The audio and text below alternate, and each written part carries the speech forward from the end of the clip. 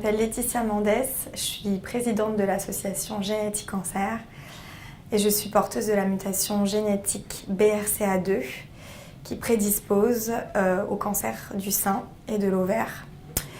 On s'est transmis en fait ce mauvais gène de mère en fille depuis plusieurs générations. D'abord mon arrière-grand-mère, ensuite ma grand-mère et puis ma maman, qui ont toutes été atteintes à un âge très jeune de ce cancer du sein qui, pour maman, a été fatal. Quand moi j'ai appris que j'étais porteuse de cette mutation génétique, je me suis dit comment est-ce qu'on peut aujourd'hui envisager de risquer d'avoir 9 malchances sur 10 de développer un jour ce cancer et de risquer de perdre la vie. J'ai appris que c'était possible de prévenir et qu'aux États-Unis notamment, on faisait cette opération de chirurgie dite de réduction de risque, donc de chirurgie préventive. Et j'ai décidé à 24 ans de me faire enlever la poitrine, alors que je n'étais pas malade, pour sauver ma peau. À ce moment-là, il y a 12 ans, les chirurgiens ne sont pas prêts à sacrifier des tissus sains. C'est un deuxième parcours en fait, qui s'est instauré pour que je trouve la bonne personne qui allait accepter de le faire, qui allait être aussi capable, parce que c'est de véritables techniques aujourd'hui, c'est une opération qui est très lourde, qui est très risquée aussi. C'était pas anodin comme geste et c'est surtout un geste irréversible, c'est-à-dire qu'une fois qu'on décide de faire cette opération, on sait qu'on ne peut pas revenir en arrière.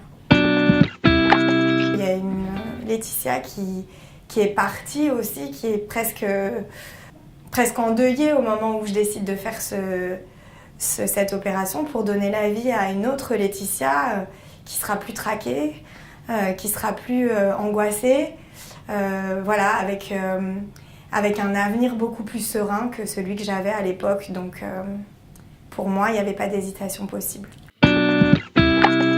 Quand on pense à une histoire familiale évocatrice, plusieurs types de cancers, pas que des femmes d'ailleurs. Il y a des hommes qui peuvent être concernés aussi par un mauvais gène.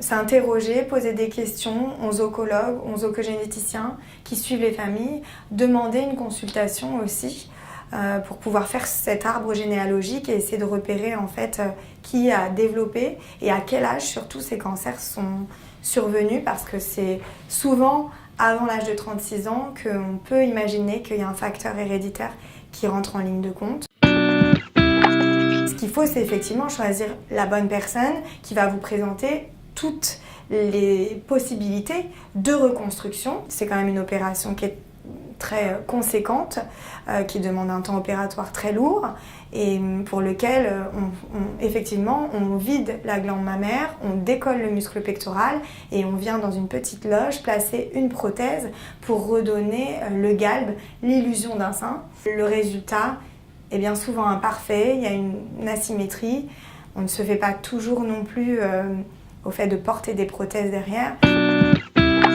Aujourd'hui, je vois enfin la lumière au bout du tunnel. Je porte un regard sur moi qui est un peu plus décomplexé. J'arrive à assumer ce choix, même si je me sens encore très abîmée. Avec l'âge, j'essaye aussi d'être un peu moins exigeante avec l'image que je vais pouvoir renvoyer. Et je me dis que cette histoire-là doit faire de moi une femme plus forte. J'ai envie d'être encore plus belle, ça c'est sûr.